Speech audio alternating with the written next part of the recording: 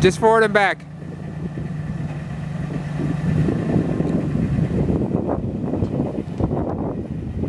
Don't back it up all the way because I want to see if I can lower that docket.